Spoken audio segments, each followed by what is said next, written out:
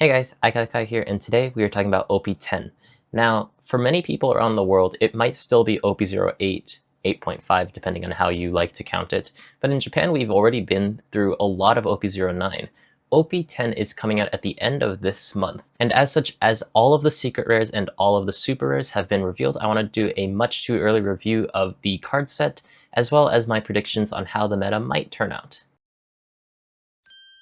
A lot of the leader strength comes from actually the cards that support it rather than the leader strength by itself, of course. We will be going over the leaders, SRs, and other interesting cards, but in a way that I think makes sense narratively. Nonetheless, the first archetype that we're going to be covering is Punk Hazard. Your cards with Navy or Punk Hazard gaining plus 1000 power on the opponent's turn means that it's very difficult for the opponent to take back these sorts of cards. Now, as of now, there aren't too many Punk Hazard cards in red or green, although of course they've been added in this set and I will be going over them. Historically, we have things like the Forecast X-Drake, which is from the very first green start deck. And one thing to note is to activate the second part of Smoker's effect, it can be any character. What this means, of course, in my book, is that you can play 8-cost Kid.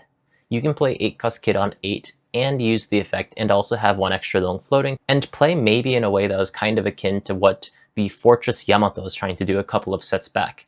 By playing things like 8-cost Kid and still having extra Donquixote to play with aggressively, you can balance this very unique playstyle of being aggressive and defend. Now let's look at two of the new green SRs in this set that synergize well with Smoker. The first one, of course, is Smoker. Smoker is a 5-cost 7000, and being base 7000 means that you can already use your leader effect, but also it has Banish and Activate Main, set one of your Dong active, and then you can't set any more Dong active for the rest of the turn. What this really means is that they don't want you to be playing 2 Smoker to just get infinite value out of those two.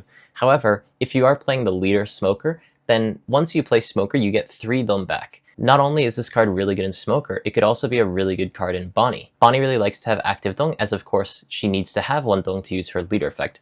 As such, just having more things like Cavendish in, of course, Smoker can be very good to just increase the consistency.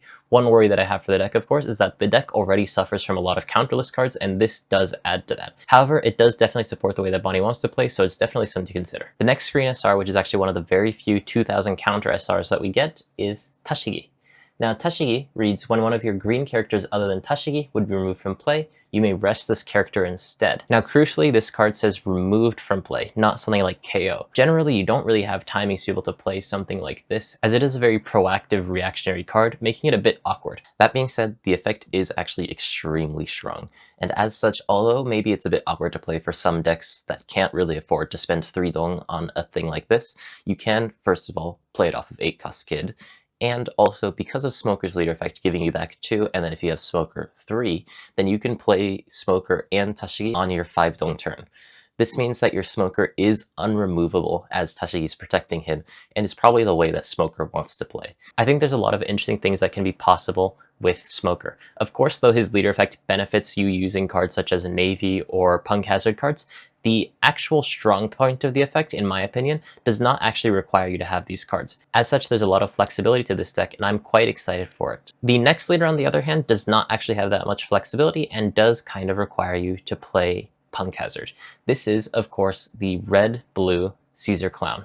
In a way, this kind of feels similar to red-purple Law's leader ability, but slightly balanced. However, because you need to be returning a Punk Hazard character to your own hand, and it has to be 2 or more, it means that you can't necessarily return things like Searchers, which is what you would want to do. Monet's ability is Activate Main, and when you rest her, you can give up to 2 rested Dong to your leader or one of your characters. Then you can give one of your opponent's characters minus 1000 power for the rest of the turn. Now what this actually means is that by just playing Monet, then you can actually synergize very well with your leader effect because she puts the 2 Dong on your leader and also reduces the opponent's power by 1000. Now 4000 power is quite a weird threshold because not actually many characters are within this threshold. Many characters have a lot of value by being 5000 power or higher, and Caesar Clown, who can only reach up to 4000, feels a bit mid. However, thanks to this card, you can not only use your leader effect for free and also return the money to hand to be able to use it every single turn. You can KO a 5000 power every single turn. Being able to bounce resources back into your hand while taking the opponent's board can be very interesting, and I think that Monet is probably going to be the most key card to the Caesar Clown deck.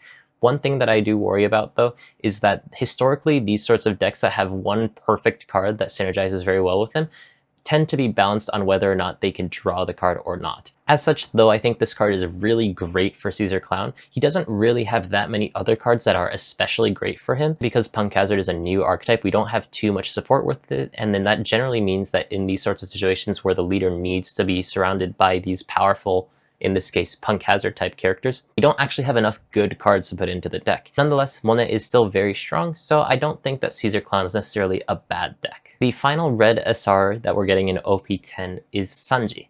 Now, Sanji has a very interesting effect. He's a 3-cost 3000, but on your turn, he has plus 3000 power. And on KO, you can draw one card. Any sort of card that helps you redraw resources, for example things such as the 4-cost Kuzang or any sort of searcher that helps you cycle through your deck, is very powerful, as they of course let you cycle through your deck and also allow you to maintain your hand size. Now, as this effect is on KO and Caesar likes to bounce cards back to his hand, it's a bit awkward for Caesar, but it can be decent in a deck like Smoker, because with only one Dong on Sanji, you can make him 7000 power to fulfill the clause for his leader ability. In that way, you can make 2 Dong active, and then you can use your resources in a lot better. But actually, one deck that I think can use this especially well is Red Sanji. Generally, if you're going to play a more aggressive version of Red Sanji, you're forced to go into the more Whitebeard Pirate route, as of course the vanillas are in Whitebeard Pirates. And as of course in this set, we're getting this Sanji as well as a 5-cost 7000 vanilla. Granted, it's called Nami, so it can't be searched by Nami. And also a 6-cost 8000 vanilla in Straw Hat.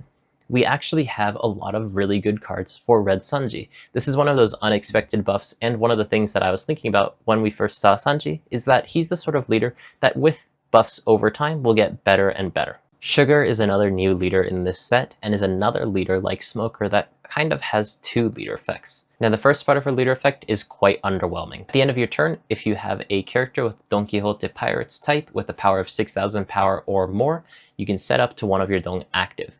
Compared to Green Purple Doflamingo, who's the same Donquixote Pirates type as Sugar, this is very, very weak. However, of course, the power from Sugar will come from the second part of her effect. Once per turn on the opponent's turn, when she uses an event, she can then get 1 Dong active. The important part actually is that it ramps you. Now, the key difference between Sugar and something like Green Purple Doflamingo is that Sugar has consistent ramp, meaning that if she has a very strong late game, then it can totally be worth it to run her over something like Green Purple Doflamingo. Green Purple Doflamingo has much more defense, of course, as his leader effect is guaranteed to give you 2 Dong active at the end of the turn, whereas Sugar can of course get to this late game that Doflamingo is also trying to get to, just much faster. As such, it's going to be difficult to say which one's actually going to be stronger, but there are some very interesting cards that Donquixote Pirates gets in purple. Crucially, because it's in purple, it not only buffs Sugar, but also Green Purple Doflamingo, so it's good to think about both of these decks in mind as we go through them.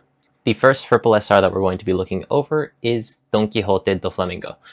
Now, this is an 8-cost 9000, which on play, when you minus 1 Dong, lets you play a 5-cost or less Donquixote Pirate out of your hand. Now, this is very reminiscent of the secret rare Roshinante actually, and I'm sure that that's by design. Now, Roshinante of course can only play 5-cost green characters, and this, while it can only play Donquixote Pirates, can play any color, 5-cost or less characters, making it much easier to use. Not only this, but it's an 8-cost 9000. However, both of these cards do have second effects, and the green Roshinante's second effect is quite powerful, making him still used in decks such as Bonnie.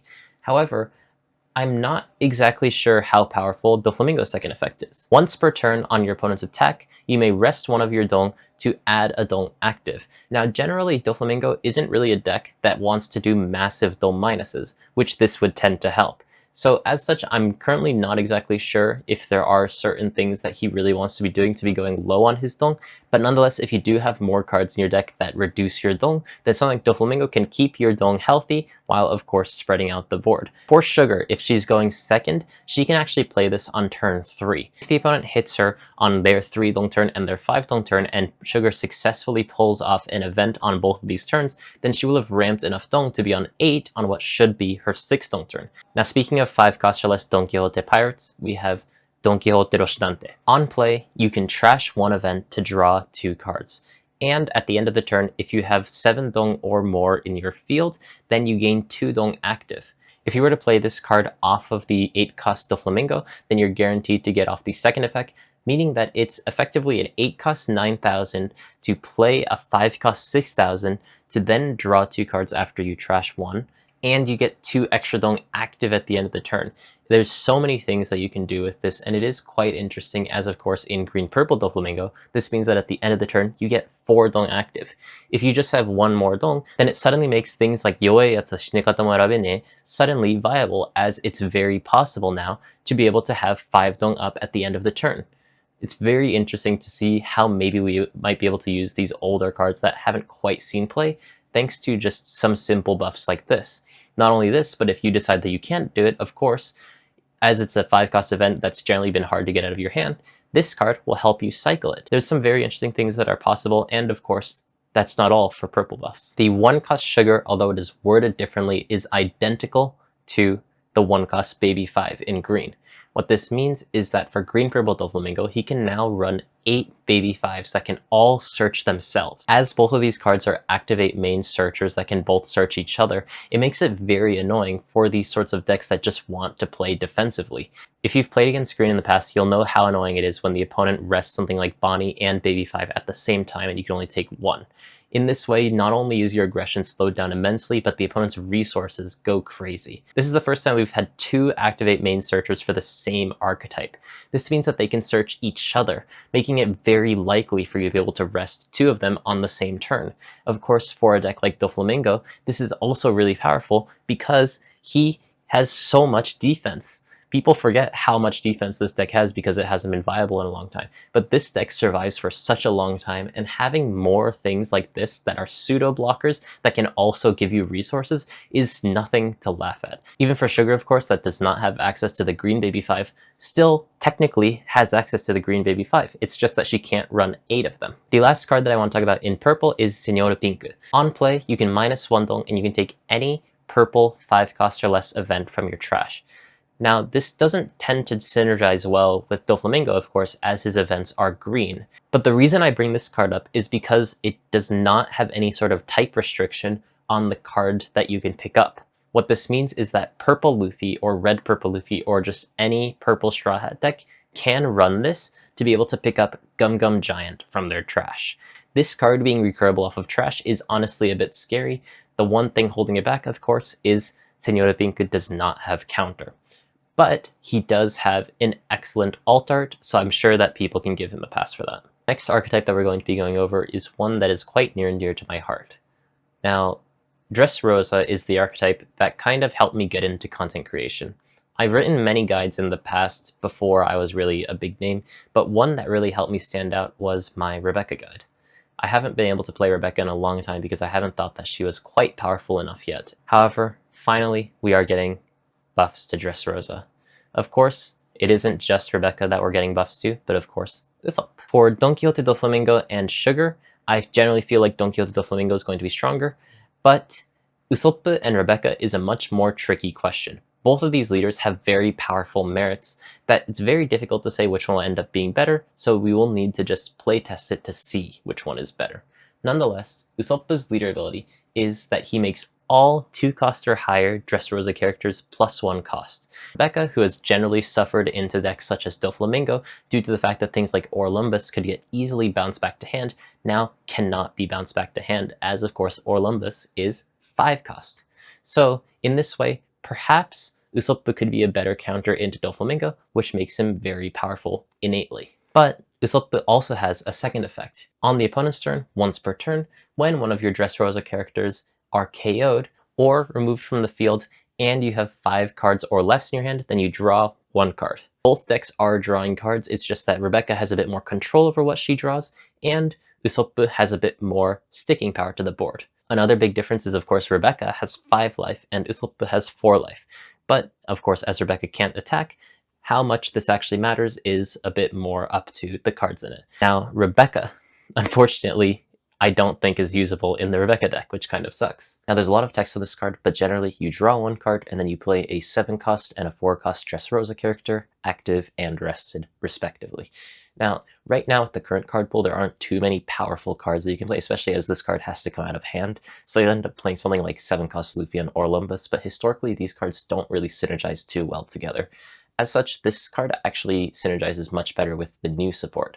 So just know that this card exists. It's very good at Usopp, as of course with his leader effect, when she's played, she automatically becomes 8 cost. Kirosu is a 7 cost 9000 that on play bounces a 5 cost back to hand. Because of the stage Korida Koroshiamu, you can actually have rush to characters, meaning that after you bounce a 5 cost to the opponent's hand, you can also hit another for 9000. In a way, clearing 2 things most of the time. Rebecca recently has struggled with being able to clear 2 things per turn, and as such has struggled into things such as Doflamingo. Thanks to this Kirosu, the Usopp and Rebecca matchup against Doflamingo is probably much better, and of course, as it doesn't just reach 4 costs, it reaches 5 costs. It can also hit things such as Sangoro from Purple Luffy. It can hit things like 5 cost Sabo from Lucci. Many strong cards that are 5 costs or less have been complacent because so many effects only reach up to 4. However, speaking of reaching only up to 4, we have one of the strongest KO cards in the game. Zoro, on play, rest your Dressrosa leader or stage to then KO a 4 cost or less and drop 2 cards into your trash. Now, similar to Kirosu, he can also hit on the same turn as he has the type Dressrosa. Him and Kirosu can both KO something or bounce something and then hit something else to effectively pressure 2 things on the board on the same turn that they're played. Not only this, but because he's 4 cost, he's playable off of the Rebecca. So technically, you can play Kirosu and Zoro off of Rebecca after drawing a card, KO a 4 cost, bounce a 5 cost, and then hit one of the opponent's rested characters for 9000 if you have the stage. Not only this, but because he's 4 cost, that doesn't just mean that he can be played off of the 7 cost Rebecca, he can also be played off of 8 cost Moria. 8 cost Moria in tandem with things such as the 3 cost Hirumippo or any sort of cost reduction before you play him can get extremely high value KOs because we just haven't seen a card before that KOs a threshold this high while only being a 4 cost character. Usopp, assuming that he can actually survive into the late game, might just have one of the strongest late games in the game as he's the only leader that, in a way, has access to 8 Morias. Usopp can potentially be very strong, as of course it's very difficult to clear these cards as well with the +1 cost, but also Rebecca can be very strong too, thanks to these sorts of cards. The first secret rare that we're going to be talking about is the Black Dressrosa Monkey D. Luffy. Now, one part of this Monkey D. Luffy that I think is really great is that it has 1000 counter. So many cards in Dressrosa are very powerful but do not have counter, and just having a big body with a decent effect that has counter is really good for the Dressrosa package. Just having a very solid stat line that cannot be removed that also helps refuel your deck can be very good, especially for games that tend to go long enough to be able to have your deck loop. Although I don't think that this card is absolutely broken or game-shattering, I actually think that that award probably goes to the 4 cost Zoro. This card is just very solid, and it'll be a great foundation for building off of and just having a great target for something like King Kong Gun. I think that it's just a very solid way to add more power to Dressrosa without making it feel too broken. The last archetype for leaders is Supernovas. Now, Supernovas we've had historically for 2 years at this point in green, but it's the first time that we're having a dedicated Supernova set in yellow. In the yellow Supernovas, we have the green-yellow Law and the yellow Kid. Now, I think that the green-yellow Law needs to be explained through some of the other cards, so I'll leave him until later on. But Kid is mono-yellow, which means he has 5 life, which is very good in general. However, of course, it means that he does not have access to the green Supernovas. I'm re-recording this section because my opinion has actually changed a little bit on Kid. I think that the leader ability is exceptionally strong, but I think that it's kind of similar to NL. One thing to point out though with this Kid leader is that you can in fact use the leader ability on characters that are already active, meaning that for example, if you were to play something like the 4 cost Hawkins, then you can immediately give it blocker and defend an attack while also burning one of the opponent's life. This is very strong for the leader, and I think it is going to be one of the main merits to using the leader, but I do generally think that if you're going to play a defensive deck, then you should be playing NL, and if you want to play an offensive deck, then perhaps Katakuri is better. So this is a sort of interesting deck where I think it kind of strikes an interesting middle ground. It's just a matter of whether or not it's strong enough. Nonetheless though, it does have some very solid cards, including the secret rare, so let's go over those. The new Eustace Kid is an 8 cost 9000, which is the highest power line that we've ever seen for Eustace Kid, as generally he only reaches up to 8000 power. But on play, you can rest him and then trash the opponent's life. There is no condition, no matter what, the opponent will trash their life. Not only this, but at the end of your turn, if the opponent has 2 or less life, you can draw one and trash one card. Because it's yellow, there are already cards that exist, such as the 6-cost Robin, that can trash the opponent's life. As such, it seems like Kid's going to be the sort of deck that never actually hits the opponent's life, and instead fights for the board permanently and just slowly, passively reduces the opponent's life through these sorts of effects. The yellow Supernova package is already quite promising, but what about Law, who can also use green? This Law can instantly start using his leader effect as soon as he gets 5 dong worth of characters on the board, and that can of course be fulfilled with just one 5-cost character on the board, making it much easier to fulfill. Although he does lose his life when using these characters, as the card is pulled directly out of his life, with enough good cards that he can return to his hand in things such as the Monkey D. Defee Searcher, and things such as the 1-cost Bonnie, of course, that we've already had, he can kind of play similar to the way that Red-Green Law used to play, where they cycle their Searchers to keep playing 5 costs. I can picture this Green-Yellow Law being a much more aggressive variant of the Red-Green Law that people are more used to, but I think that although it's a very unusual effect, it can be quite powerful. And the other reason why I think this is because of the other secret rare, the 7-cost 9000 Trafalgar. The 7-cost 9000 secret rare Law allows you to add a Supernova character from your hand to your life. Then you can attach a dong. Now, the reason why you attach this dong is obviously for Law's effect, but also as he's a Supernova, with Kid's effect, he can become a blocker that gives you life.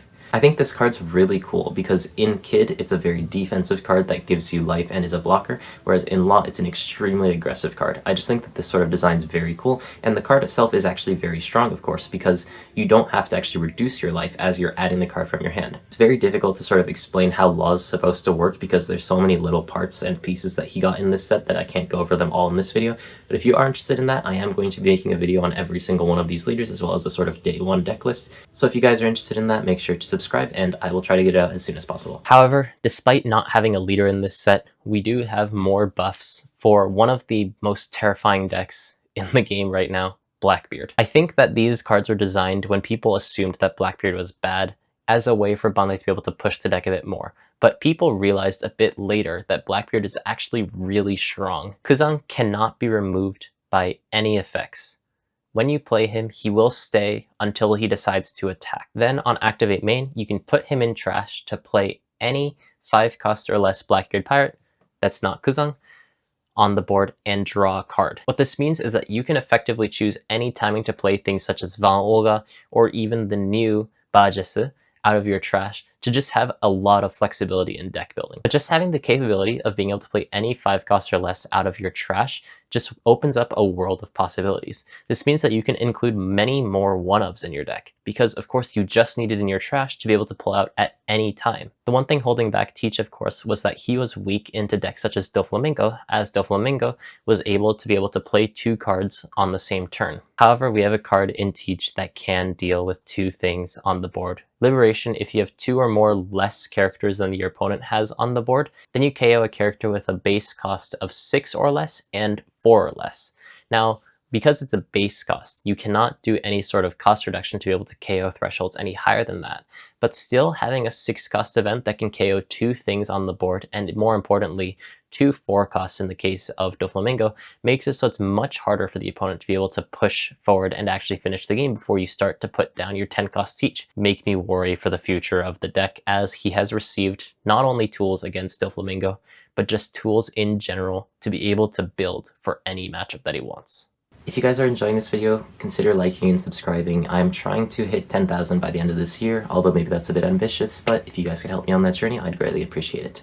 Let's move into the tier list. Now, it's much too early to be able to predict how the meta might shape up, and I'm just going to be focusing on the leaders that have been relevant in the past set, as well as the new leaders, and then sort of ranking them based on how I feel like they might be against each other. I think the 2 top decks in OP09 are Teach and Doflamingo, and as Doflamingo doesn't get any buffs in this set, whereas Teach gets massive buffs in this set, I feel like Teach might just be the best deck in OP010. That being said, in a head-to-head between Teach and Doflamingo, Doflamingo should still be slightly favored, so I think that these 2 decks are in the running for the top 2 decks. After that, anyone's guess is really as good as mine, but the things that I put in A tier are the decks that I do think have a chance at beating Doflamingo and Teach. The reason why I'm putting things like Lucci and Black Yellow Luffy in B tier is because they physically just do not have a way to beat Teach. I may have a bit of bias for Rebecca, but I do think that her having 5 life has a lot of merit, as having 5 life just gives her enough time, and Rebecca is the sort of leader that scales a lot with time. By having these new strong cards, as well as her leader effect being able to draw her 2 cards per turn, she can very much survive into the late game and be able to contend with these sorts of decks. Smoker, though I'm not sure exactly how it's going to end up being, I think has a lot of potential. Because of his leader ability and the 5-cost Smoker, it's very easy to spread out his board.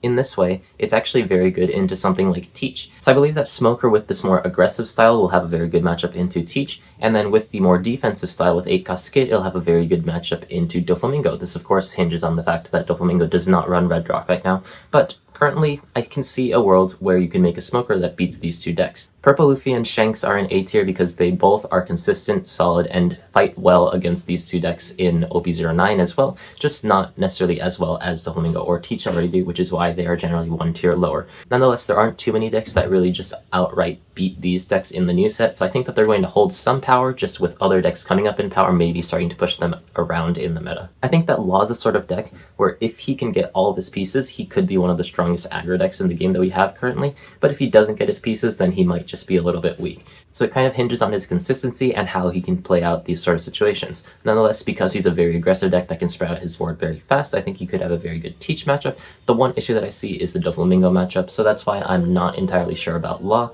but still, he has a lot of interesting potential in him, so I think it'd be very interesting to see what he's capable of. Kid, although solid, I don't really think he has enough survival methods or ways to interact with the board, so he may end up being overrun by things such as Doflamingo, and I think as a bunch of his effects are on play, he would probably struggle into Teach as well, which is why, although I think the leader's strong, maybe in the early meta he may not be that highly rated. This can easily change depending on how the meta may shift and what sort of decks and techs that people can come up with, but with my prediction of the meta, I don't necessarily think that he's going to be strong. Similar thing with Caesar Clown and Sugar. I don't necessarily think that they have enough support for the archetype and playstyle that they're trying to go for, which is why I'm rating them lowly. Sorry the uploads have been a little bit slow recently. I am getting back into the groove of things, but I hope that you guys enjoyed this one. Make sure to like and subscribe, and I will see you guys next time. Bye-bye.